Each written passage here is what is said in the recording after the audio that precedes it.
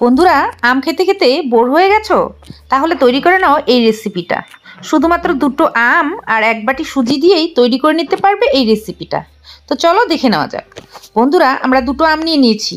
অনেক সময় অনেক বেশি করে আম ঘরে নিয়ে আসে আর সেগুলো ঘরে রেখে দেওয়া যায় না, পচে যায়। তো তার আগেই তৈরি করে ফেলো এই রেসিপিটা। তো দেখো, আমগুলোকে ভালো করে কেটে আটির অংশটাকে বাদ দিয়ে টুকরোগুলো নিয়ে নিয়েছি। এখন এটা ব্লেন্ড করতে হবে। তো দেখো, একটা ব্লেন্ডার জগে দিয়ে একটু ঘুরিয়ে নিয়ে আসবো, সুন্দর করে পেস্ট হয়ে যাবে। তো দেখো, খুব মসৃণ একটা পেস্ট কিন্তু তৈরি হয়ে গেছে। এটা ছ্যাঁকার দরকার নেই, যেহেতু আমের মধ্যে কোনো আঁশ নেই, সেক্ষেত্রে ছ্যাঁকার কোনো প্রয়োজন নেই।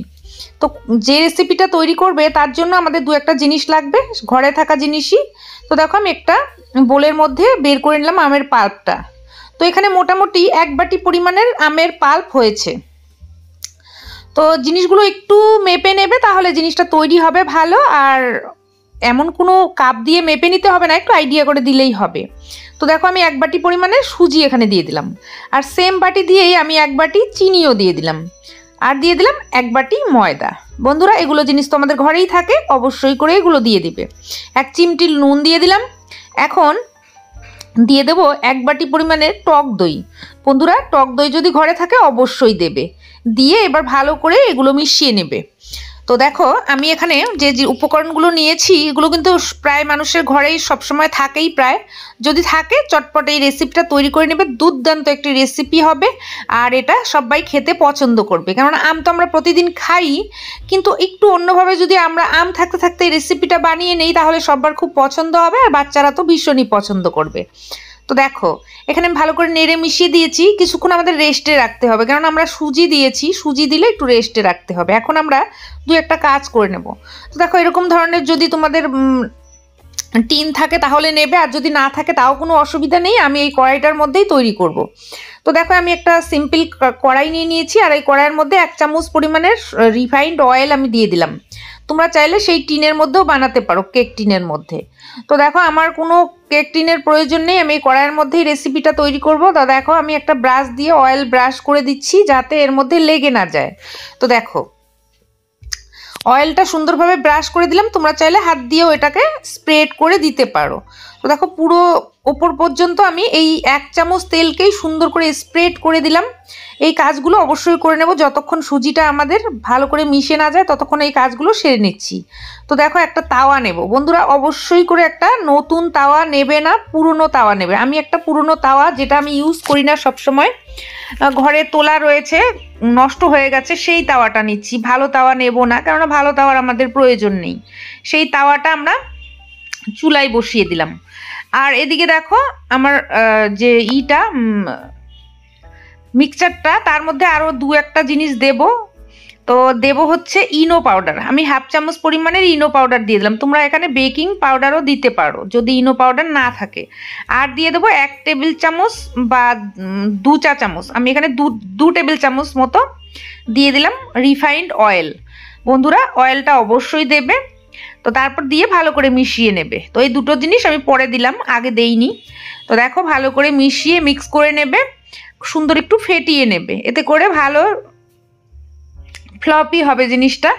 তো দেখো, সুন্দর করে আমি মিশিয়ে নিয়েছি। এখন যেটা করব, কড়াইটা যে আমরা তেল মেখে রেখেছিলাম সেই কড়াইয়ের মধ্যে আমরা এই ব্যাটারটা দিয়ে দেব। তেমন কোনো কিছু করতে হবে না, ঘরে থাকা জিনিস দিয়েই যে কোনো সময় এটা তৈরি করে নিতে পারবে। এমন কোনো পরিমাপ নেই, পরিমাণ নেই, তোমাদের যেমন খুশি তেমনই তৈরি করতে পারো। তো দেখো, আমি ব্যাটারটা পুরোপুরি এর মধ্যে ঢেলে দিয়েছি। তো তোমরা যে কোনো পাত্রেই করতে পারো, একটু তেল মেখে নেবে অবশ্যই। আমি একটা চামচ দিয়ে সুন্দর করে একটু স্প্রেড করে দিলাম, যেহেতু জিনিসটা তৈরি করছি একটু সুন্দর করে স্প্রেড করে দিলে দেখতে ভালো লাগবে। তো আম তো আমরা সবাই ভালোবাসি প্রায়, কিন্তু আম দিয়ে রেসিপিও কিন্তু খুব ভালো লাগে, খুব দুর্দান্ত জিনিস হয়। আমরা আমের দই বানাই, আমের অনেক কিছু আমরা তৈরি করি। তো এইভাবে যদি তোমরা ঘরে এই সব জিনিস তৈরি করো, বাচ্চারা দেখবে অনায়াসে পছন্দ করে খাবে। এবার ঘরে তোমাদের যদি কোনো ড্রাই ফ্রুটস থাকে অবশ্যই দেবে, না থাকলে নাও দিতে পারো। তো আমার কাছে কিছু কাজু আর আমন্ড ছিল, দেবে। তোমরা থাকলে দেবে, না থাকলে দেবে না, আমি দিয়ে দিলাম। তোমরা যদি চেরি থাকে, চেরি, লাল চেরি বাচ্চারা কিন্তু খুব ভালোবাসে, তো কয়েক টুকরো চেরি দিতে পারো, এতে করে দেখতে ভালো লাগবে।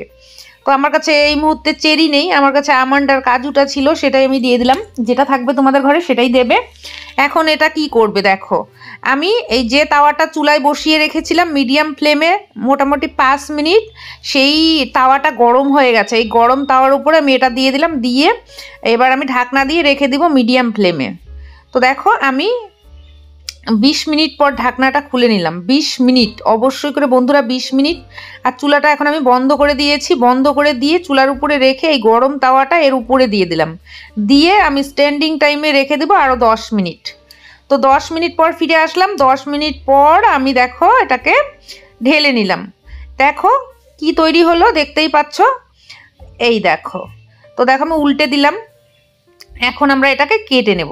বন্ধুরা তোমরা ঠিক ধরেছো, এটা হচ্ছে আমের কেক। তো আমরা অত পরিমাপ করে বানাবো না, আমরা যে ঘরে থাকা কিছু উপকরণ দিয়ে তৈরি করে নিলাম। আর দেখো কত সুন্দর হয়েছে, যেহেতু এটা আমরা কড়াইয়ে তৈরি করেছি সেক্ষেত্রে খুব মোটা হয়নি, পাতলা হয়েছে, কিন্তু জিনিসটা কিন্তু খুব নরম তুলতুলে হয়েছে। তো দেখো এটা কিন্তু বাচ্চাদের খুবই পছন্দ হবে। এটা হচ্ছে আমের কেক। তো যখন তখন বাচ্চাদের এই কেকটা তৈরি করে দিতে পারো, সকালে বা টিফিনে এটা দিতে পারো, বাচ্চারা কিন্তু খুব ভালোবেসে এটা খাবে। তো রেসিপিটা তোমাদের কেমন লাগলো অবশ্যই তোমরা কমেন্ট করে জানিও। ভালো লাগলে একটা লাইক করে দিও, বন্ধুদের সঙ্গে শেয়ার করে দিতে পারো। চ্যানেলে নতুন হয়ে থাকলে অবশ্যই আমার চ্যানেলটাকে সাবস্ক্রাইব করে রেখো। আজকের জন্য এখানেই শেষ করব। নমস্কার।